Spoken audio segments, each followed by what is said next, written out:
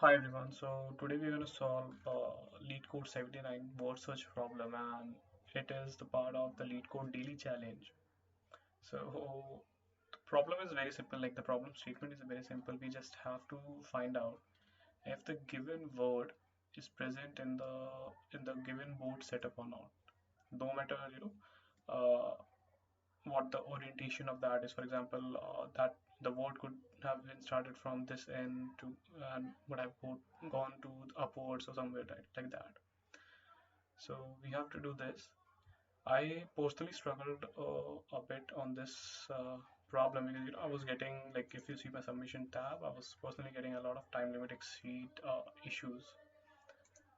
So now we have a solution for this, and I'm gonna walk you through the solution as we go ahead. Okay, so what we have to do over here is basically we have to traverse this, okay, uh, one block at a time, and we have to follow the principles of backtracking. Okay, so what we'll do is we'll look at a block. Okay, if we'll match if the word, if the character is what we were expecting or not. If yes, we will look at all the sides. For example, for this particular block, we will look at the up, like the block just above it, on the right hand side, on the left hand side, and at the bottom as well. Okay, and if yes, like we'll keep that stacked into our in an array or a set, so that we can follow our depth first approach uh, in the in the in the solution. So let's start working towards the solution, and I'll explain you on the go. Okay, so first I'm gonna create a set where I'll be storing all the paths or all the blocks which I have visited as of now. Okay. Next comes a variable in which I'm gonna store how many number of rows we have. So for this, we can basically just take the length of the given array, the board array. Okay. So this gives us the number of rows. Similarly, I'll get the number of columns as well. Okay, so for columns, if we just count the number of items in each uh, nested array, we'll get the number of columns we have. Okay, so it's going to be something like this. And there is one more thing which I would love to do, but yeah, which I would love to do is to get the length of the word. Okay, so let's keep it in this variable over here. Okay. So we got the basic setup done. Now, first, what I wanted to do, like I told you, like I was getting a lot of time limit exceedation error at the start. Okay, so to resolve this, what I have figured out is if we check that if we have the correct number of characters in the board setup, which we were expecting in the word we are looking for, we will be able to solve this problem efficiently. Okay, so for that, what I'm gonna do is I'm gonna use this Python method to count the number of elements. Okay, and this will work for the array, for the nested array, I mean to say, and for the word counter. So we will simply keep it like this. Okay. Next comes the condition where I want to terminate. Where I want to terminate the scenario, and I'll simply say no, it's not possible. This will happen if, for example, in the given example C, okay, we are expecting one S and two E's in the board setup.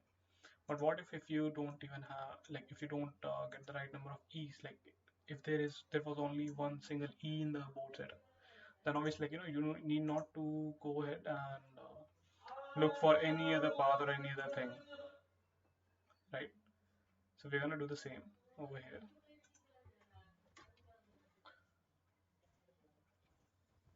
Okay. Really,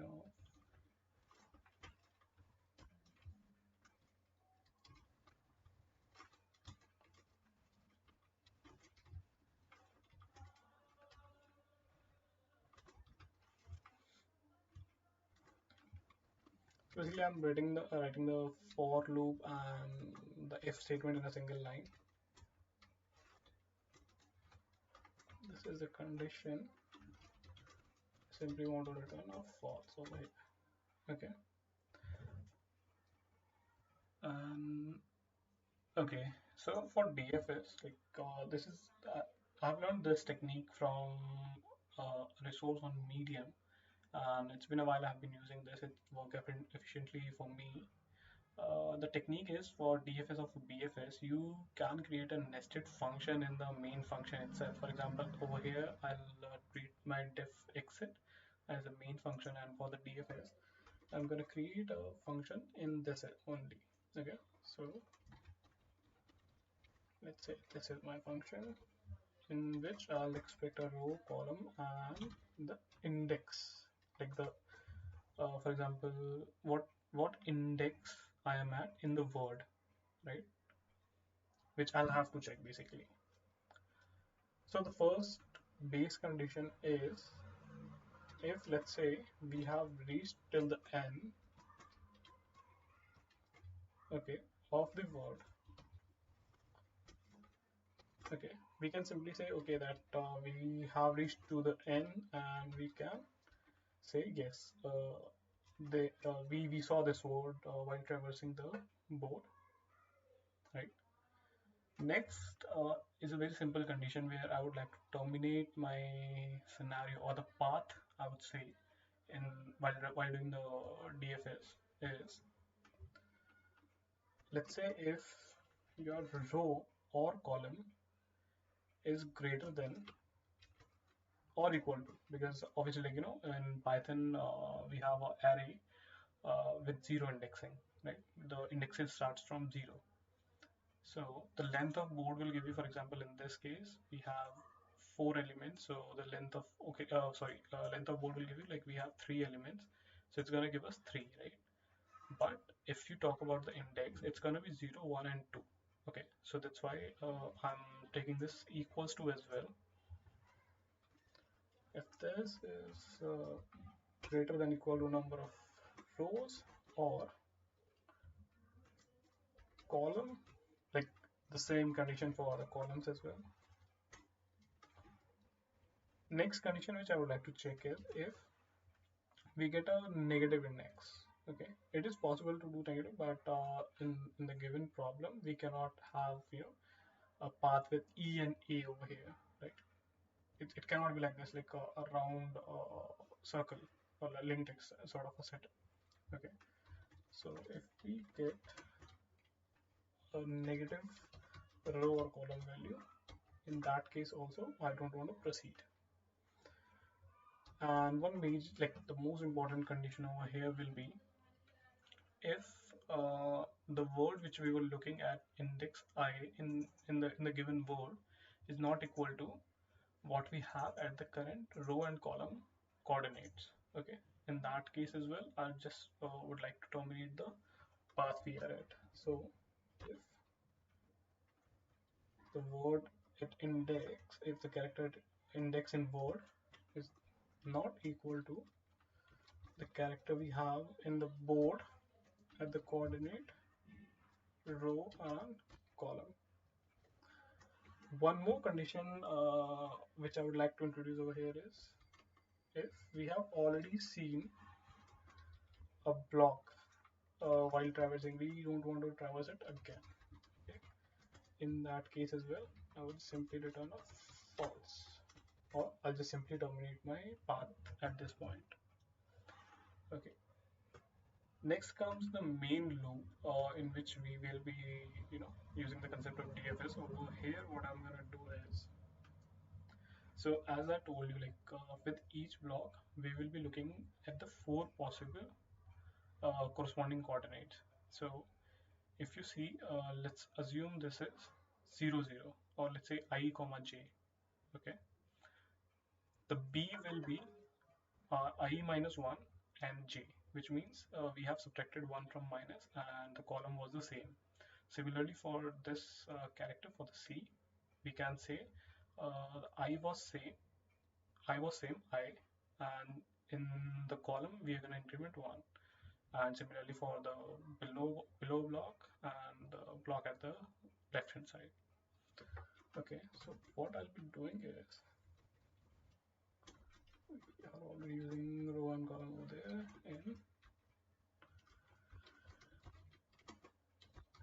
in row and column plus 1,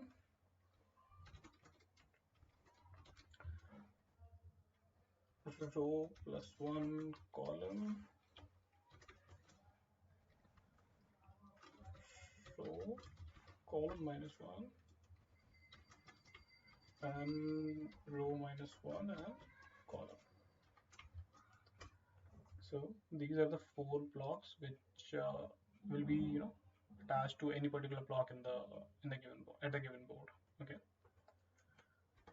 So what I'll be doing is I'll be simply just using the DFS technique, and we'll call the same function again, this traverse function again with RC, and I'm gonna increment 1 in the index.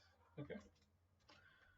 And we have a simple condition: if we get a true, if we were able to traverse the whole word, or if we were able to find the whole word in the board, we're gonna get true, right? And at this point we can simply say if we get a true at the result, we are gonna return a true from here only. Okay. And one more thing which I'd like to add over here is, when we are at a particular row and column, I want it to, for example, if we visited this, right? So I want to keep it in the visited set we have prepared to traverse that in the coming future, like which we'll be doing over here, right? So I'm gonna add this, and once the task for this particular coordinate is done, I'll just simply remove that from my set. Okay. And at the last, in this whole DFS function, if we don't get a correct response, or if we don't get a correct path, we want to return a false one. Okay. And at the end, what we want to do is we want to call this traverse function from each and every block, right? So it's gonna be simple: for R in range, number of rows, and for C in range, number of columns, right? If we get a true value from this, we're gonna return true. Yes, if we have checked all the blocks as an initiating point and we still didn't find out what, we will simply return false. So I think yes, this might will do the work. Yeah, the test cases got passed successfully.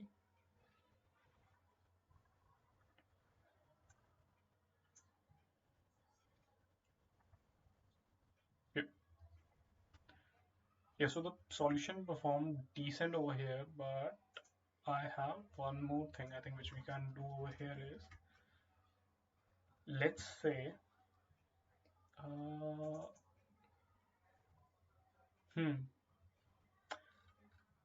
we can reverse the word, like we can try to look for the word from the reverse side. If let's say I'll write the condition first and will then explore. If the word at the beginning, right, had greater occurrences than word at the end, right, in this case, what I would like to do is I would like to simply just reverse the complete word, like yeah, and we would like to search from the last, for example, in this.